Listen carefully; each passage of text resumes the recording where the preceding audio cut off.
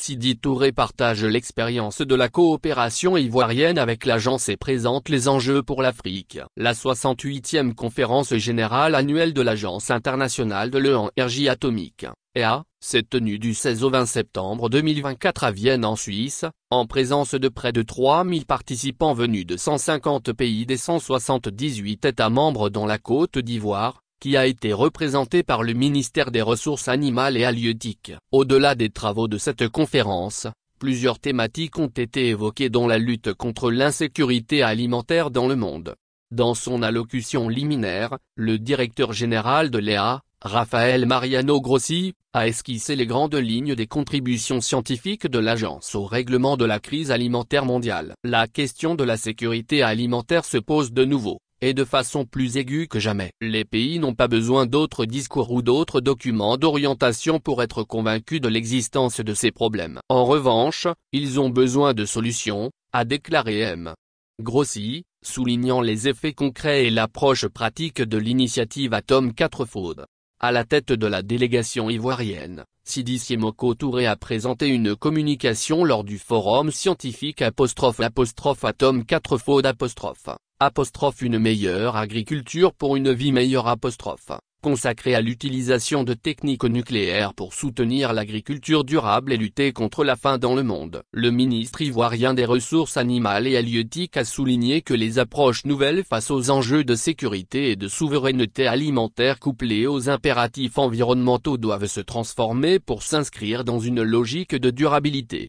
Si en 2021, environ 278 millions de personnes ont été touchées par la faim en Afrique, dans la partie subsaharienne du continent, ce sont 3% de la population qui ont été touchés par l'insécurité alimentaire durant la même année, a-t-il relevé. C'est pourquoi, pour y faire face, les États africains se sont engagés à transformer le secteur agricole afin de parvenir à une souveraineté alimentaire durable. En effet, l'agriculture occupe une place importante et stratégique en Afrique. Elle représente 23% du PIB du continent et emploie environ 55% de la population active. Ainsi, l'initiative Atome pour l'alimentation qui s'inscrit dans le cadre de cette lutte contre l'insécurité alimentaire se présente comme une approche innovante et suscite beaucoup d'espoir pour l'Afrique. À l'en croire, le programme national dans le domaine des sciences et des techniques nucléaires de notre pays, la Côte d'Ivoire, se concentre sur plusieurs priorités stratégiques. Ainsi, au niveau du secteur agricole,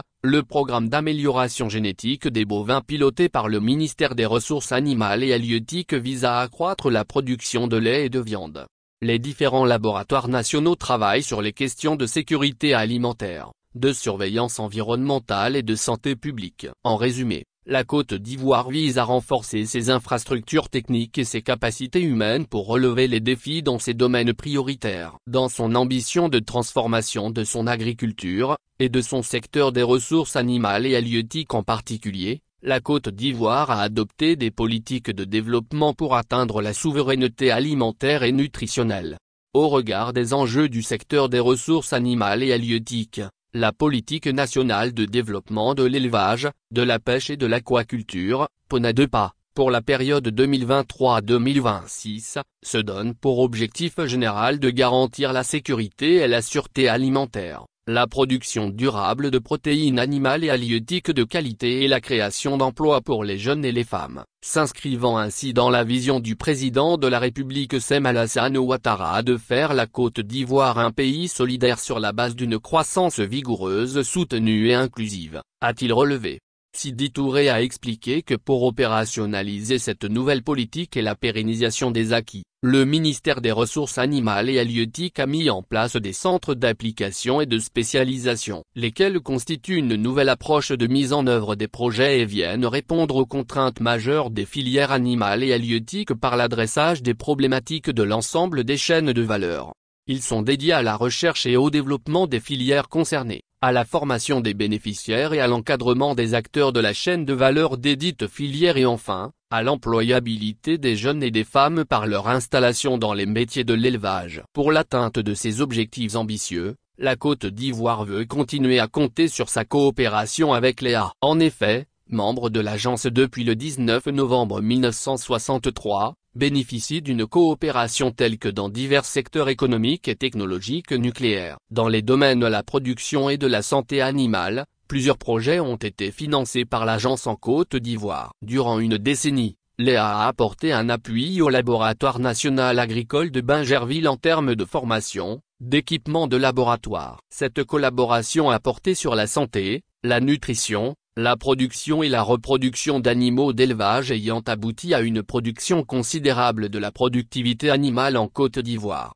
L'un des résultats majeurs a été le diagnostic et la lutte contre certaines pathologies infectieuses telles que la peste porcine africaine, la peste des petits ruminants et d'autres grandes maladies animales transfrontalières, notamment le trypanosome animal africain. En outre, sur la période 2016-2025, 3 projets nationaux sont mis en œuvre par le ministère des Ressources animales et halieutiques avec l'appui de l'EA pour un montant d'un 400 000 €, soit un peu plus 900 millions de FECFA et, ces différents projets sont essentiellement portés sur l'étude des maladies respiratoires des petits ruminants et l'application des techniques nucléaires basées sur l'ADN pour améliorer la productivité du bétail.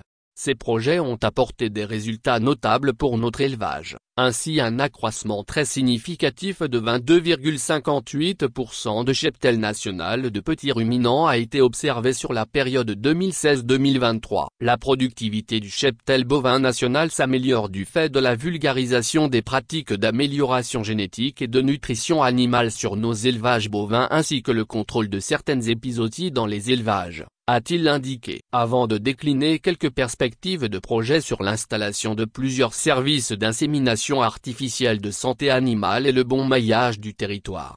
Pour finir, Sidi Touré a fait savoir que la Côte d'Ivoire reste convaincue du rôle essentiel que joue l'EA dans la production nationale, la promotion durable des ressources animales et la sécurité alimentaire de notre pays. Il a salué les ambitions claires et la volonté de l'EA de mettre à la disposition des États membres des techniques et applications ainsi que des offres de formation scientifique dans les domaines du nucléaire afin de consolider les réponses internationales face aux défis de la santé humaine, de l'environnement, de la sécurité alimentaire et du développement durable.